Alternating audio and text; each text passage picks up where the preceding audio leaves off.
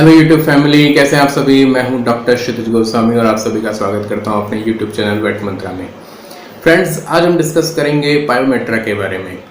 Pyometra किसे कहते हैं, पायोमेट्रा के कॉजेस क्या है, पायोमेट्रा को डायग्नोसिस कैसे करते हैं और पायोमेट्रा का ट्रीटमेंट क्या है, उन सभी एस्पेक्ट्स पर हम चर्चा करेंगे। अगर हम पायोमेट्रा की बात करें फ्रेंड्स, तो पायोमेट्रा पर हमने ऑलरेडी एक वीडियो बनाया हुआ है काफ़ी टाइम पहले और काफ़ी अच्छा वीडियो है वो। उसे भी मैं इसकी लिंक दे दूंगा आपको और उसे आप एक बार देखिएगा और उस पर आपको समझ में आएगा पायोमेट्रा क्या है।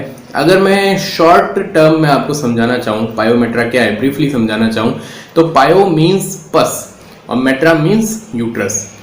अगर बिच के यूट्रस में पस भर जाता है और ये पस आता कहाँ से है, बैक्टीरियल इन्फेक्शन की वजह से ये पस आता है, तो इस कंडीशन को हम बोलते हैं पायोमेट्रा। तो पायोमेट्रा का मतलब सिंपल से शब्दों में कहूँ तो बिच के बच्चादानी में बैक्टीरिया का इन्फेक्शन हो गया है, इन्फेक्शन की वजह से उसके अंदर पस बनना चालू हो गया है और वो धीरे धीरे रेगुलर जो है वो उसके वेजाइनल ओरिफिस से, वेजाइनल ओपनिंग से बाहर निकलता रहता है। पहला जो है बात ये आपको समझ में आ गई पायोमेट्रा किसे कहते हैं। पायोमेट्रा एक्चुअल में होता क्यों है फ्रेंड्स डॉग्स में, तो पायोमेट्रा का मेन रीजन तो ये रहता है, दो कंडीशन में आप पायोमेट्रा देख सकते हैं और पायोमेट्रा का एक ही रीजन है कि जो सर्विक्स की जो ओपनिंग है वो जो ओपन रह जाए और वो एक्सटर्नल एनवायरनमेंट के कांटेक्ट में आ जाए, जिसकी वजह से बैक्टीरिया जो बाहर हैं वो उसके सर्विक्स से होते हुए, वेजाइना से होते हुए उसके यूट्रस में प्रवेश कर जाएंगे, एंटर कर जाएंगे, जिसकी वजह से उसमें इन्फेक्शन डेवलप होगा और आगे जाकर के पस बनना स्टार्ट हो जाएगा, मेट्राइटिस, एंडोमेट्राइटिस, देन पायोमेट्रा हो जाएगा उसको। तो दो केसेस में ये चीज देखी जा सकती है, उसकी पॉसिबिलिटी रहती है। पहला केस रहता है कि यदि उसकी हीट पीरियड, उसका जो हीट पीरियड है बिच का, वो अभी अभी खत्म हुआ है जस्ट, और हीट पीरियड खत्म होने की वजह से उसकी सर्विक्स और जो वेजाइनल ओपनिंग है वो खुली रह गई है और बैक्टीरियल इन्फेक्शन उसके अंदर प्रवेश कर चुका है। दूसरा केस हो सकता है कि जब आपने डॉग की मेटिंग कराई, अपने बिच की मेटिंग कराई है, मेटिंग के दौरान उसका जो वेजाइनल ओपनिंग है, सर्विक्स जो है वो ओपन रह गई है और उस ओपनिंग की वजह से बैक्टीरिया इन्वेड हो चुके हैं और उसमें इन्फेक्शन डेवलप हो चुका है। जब बात आती है कि हम पायोमेट्रा को कैसे डायग्नोस कर सकते हैं, डायग्नोसिस जो है उसके साइन और सिम्टम से आप पता लगा सकते हैं। अगर नॉर्मली अगर हम बताना चाहें तो उसमें धीरे धीरे जो है उसकी वेजाइनल ओपनिंग से पस गिरता रहेगा या फिर पस जो कि ऑफ वाइट कलर का, जिसको हम पस कंसिस्टेंसी बोल सकते हैं, या फिर म्यूकोपुरुलेंट डिस्चार्ज उसमें गिरता रहेगा और ये लंबा टाइम तक चलता रहता है, धीरे धीरे भी पस गिरता रहता है। या फिर जो है जब वो बिच बैठ करके उठेगी, सो करके उठती है, तब उस जगह पर आप देख सकते हैं कि पस के निशान आपको देखने को मिल सकते हैं। तो पहला तो ये सिम्टम होता है कि उसमें पस गिरेगा उसकी वेजाइनल ओपनिंग से।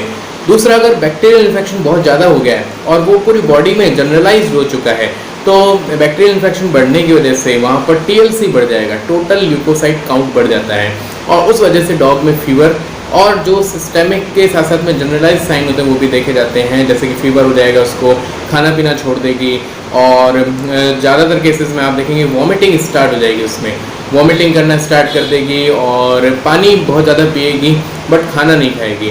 तो उसमें आप देख सकते हैं सनकन आइज हो जाती हैं, डिहाइड्रेटेड हो जाता है डॉग, खाना नहीं खाता है, पानी बहुत पीता है और पानी पीने के बाद में भी वॉमिटिंग बहुत ज़्यादा करता है। तो ये कुछ बेसिक साइंस होते हैं पायोमेट्रा के।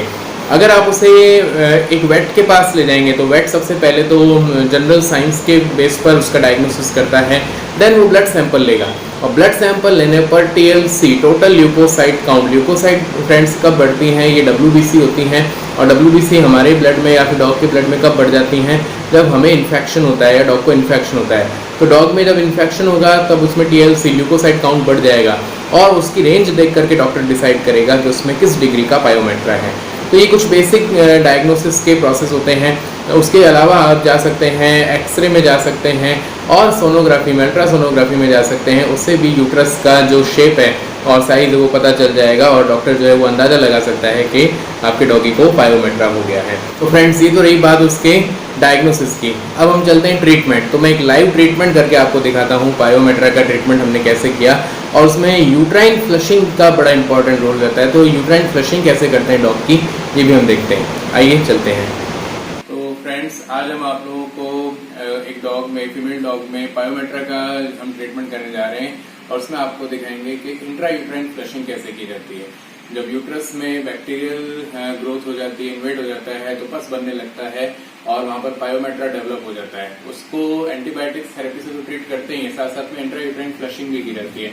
उसके लिए हम 10 ml की सिरिंज लेंगे, प्लस उस पर जो है हम NS और बीटाडीन का सॉल्यूशन बनाएंगे, उससे फ्लशिंग करेंगे और मेट्रोनिडाजोल के साथ में फ्लशिंग करेंगे। और ये जो ट्रीटमेंट है ये 3 से 4 दिन रिपीट किया जाता है, जिससे अगर माइल्ड लेवल का इन्फेक्शन होता है तो वो तो 1-2 बार की फ्लशिंग में ठीक हो जाता है। अगर थोड़ा मॉडरेट या फिर थोड़ा ज्यादा इन्फेक्शन है तो वो 3 से 5 दिन ले सकता है। चलिए देखते हैं कैसे करते हैं इंट्रा-यूट्राइन फ्लशिंग। NS डालेंगे,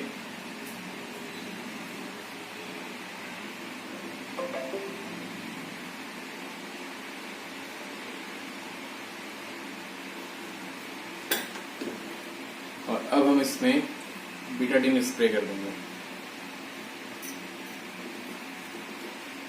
ये हमारा NS और बीटाडीन का सॉल्यूशन रेडी हो चुका है, इससे हमें उसकी फ्लशिंग करनी है।